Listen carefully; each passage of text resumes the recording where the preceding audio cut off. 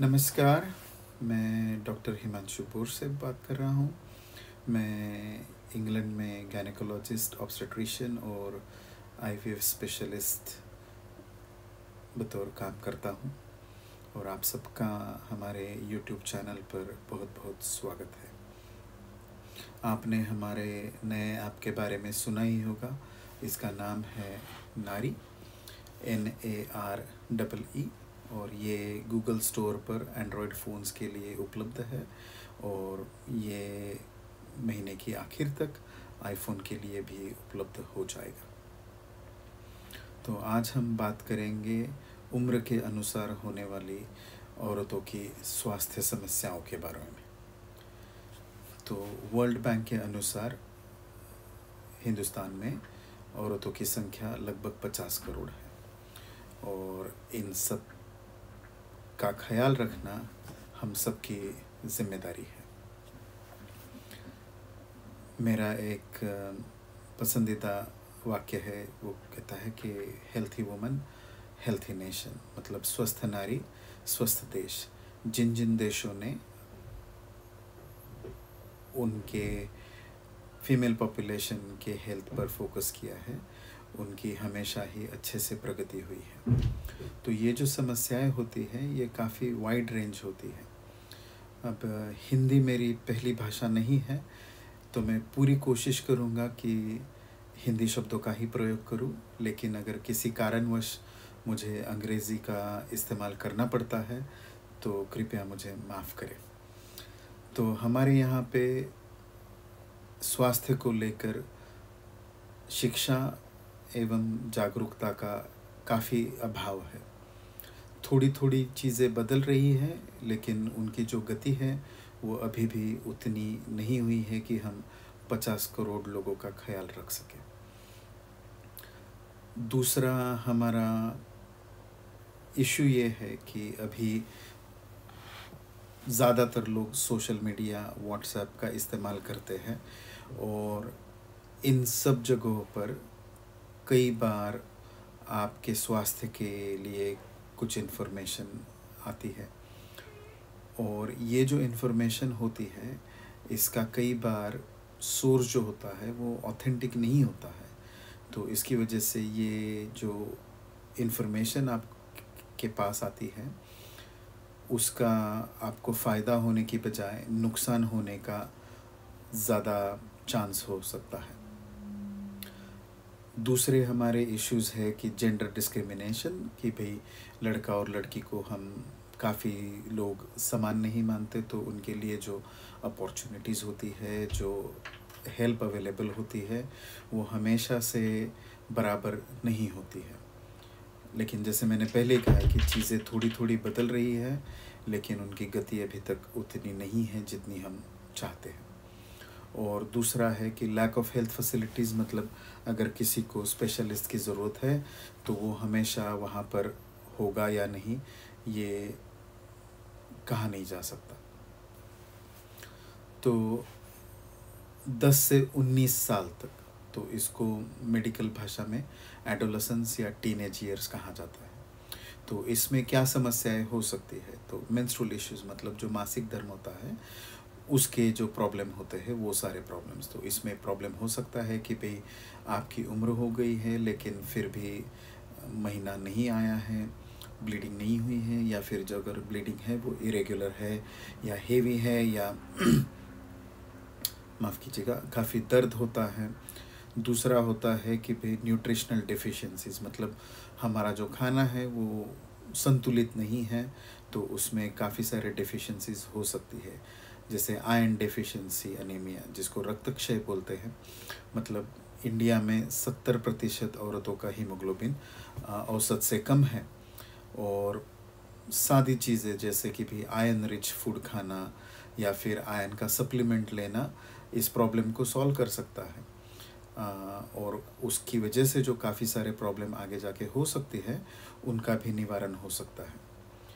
हमारे यहाँ लैंगिक शिक्षा जो कहते हैं, सेक्सुअल एंड रिप्रोडक्टिव हेल्थ, उसका भी काफ़ी कमी है, जिसकी वजह से सेक्सुअली ट्रांसमिटेड इन्फेक्शन जिसको यौन इन्फेक्शन कहते हैं, या फिर कम उम्र में प्रेग्नेंट होना, ये सारी चीज़ें हो सकती हैं।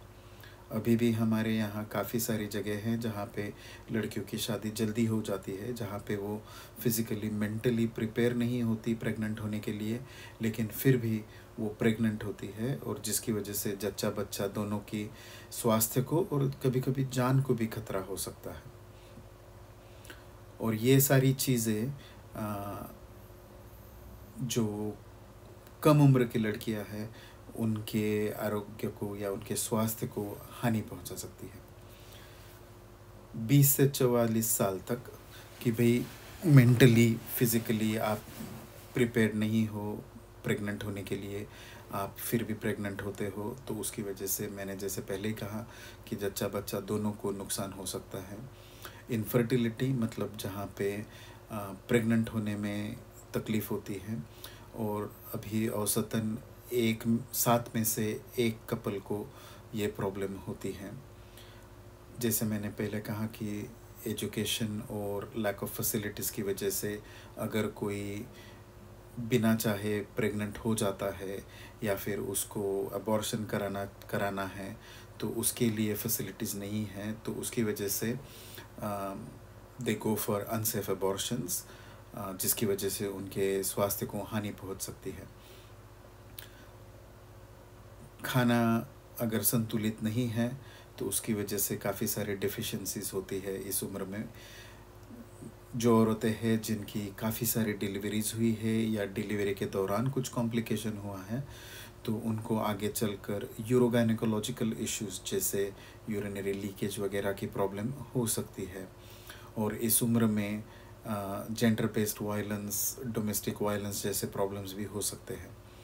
सर्वाइकल कैंसर, जिसे योनिमुख का कैंसर कहते हैं, ये भी दूसरे नंबर का कैंसर है इस उम्र की औरतों में, और इसके लिए एक बहुत ही सीधा स्क्रीनिंग प्रोग्राम है, जहाँ पे आपको एक स्मीयर लेना पड़ता है हर 3 साल, और अगर उसमें कुछ अबनॉर्मेलिटी दिखती है तो उसके लिए ट्रीटमेंट अवेलेबल है, जिसकी वजह से इसका प्रसार रोका जा सकता है। और अभी सर्वाइकल कैंसर के लिए एक वैक्सीन भी अवेलेबल है। अगर ये लड़कियों को 15-16 साल की उम्र से पहले दिया जाता है तो ये उनको आगे चल के प्रोटेक्ट कर सकता है। 45 साल और उसके ऊपर मेनोपॉज, जिसमें मासिक धर्म आना बंद हो जाता है, उसकी वजह से आपके स्वास्थ्य को भी नुकसान हो सकता है। उसमें काफ़ी सारे सिम्टम्स आते हैं, जैसे hot flushes, mood swings, increase risk of osteoporosis, मतलब आपकी जो हड्डियां हैं वो मजबूत नहीं रहती है, और आपके दिल को भी तकलीफ़ हो सकती है। जैसे मैंने पहले कहा कि इसके बारे में शिक्षा और जागरूकता दोनों की कमी होने की वजह से औरतें हेल्प जल्दी से नहीं लेती है। उनको लगता है कि इस उम्र में ये सब तो होना है, ऐसी कोई बात नहीं है। आपको अपने खुद के स्वास्थ्य की चिंता खुद ही करनी पड़ेगी, और खुद ही उसके लिए सलाह लेनी पड़ेगी, और उसकी ट्रीटमेंट भी लेनी पड़ेगी, ताकि आपकी अगली जो उम्र है उसके आगे की वो अच्छे से बीते। इस उम्र में एल्डरली अब्यूज़ और निगलेक्ट की उन पर ज़्यादा ध्यान ना देना, उसकी वजह से मेंटल हेल्थ इश्यूज़ भी होते हैं। और 60 साल के ऊपर डायबिटीज़, हाइपरटेंशन मतलब ब्लड प्रेशर बढ़ जाना, दिल की बीमारियां भी होती हैं। अपने यहाँ पे अभी भी औरतें काफ़ी तौर पर घर के किसी मर्द पर फाइनेंशियली डिपेंडेंट होती है, उसकी वजह से फिर उनकी स्वास्थ्य के लिए कोई खर्चा नहीं करना चाहता, या फिर जल्दी से या वक्त पर मदद नहीं लेना चाहता, और उसकी वजह से आगे चलकर काफ़ी सारे प्रॉब्लम्स होती हैं। तो हम ये चाहते हैं कि हमारा जो ये ऐप है ये सारी औरतों की मदद करे। इसमें एक मेंस्ट्रुअल ट्रैकर है जिसमें आप अपना पीरियड ट्रैक कर सकती है, और उसमें एक बड़ा सा सिम्टम्स का लिस्ट भी है। तो अगर पीरियड के दौरान, आगे पीरियड के बाद अगर आपको कोई तकलीफ़ होती है तो आप वो कैलेंडर में लिख सकती है और उसका आपको ग्राफिकल रिप्रेजेंटेशन मिलेगा। अगर आप कोई इन्वेस्टिगेशन, स्कैन या कोई रिपोर्ट है तो आप उसको अपने प्रोफाइल पे अपलोड कर सकती है। इसमें अगर आपके स्वास्थ्य को लेकर हमें कोई चिंता लगती है तो ऐप में वो फ्लैग अप की जाएगी और आप फिर किसी स्पेशलिस्ट से सलाह और ट्रीटमेंट ले सकते हैं।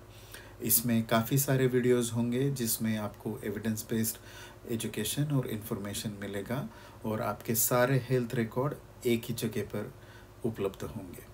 तो मेरी आपसे गुजारिश है कि ये आप ज़रूर डाउनलोड करें, और अगर आप किसी और लोगों को भी जानते हैं जिनको इस ऐप की वजह से फ़ायदा हो सकता है तो प्लीज़ इसे उन्हें इसे डाउनलोड करने के लिए कहिए। धन्यवाद।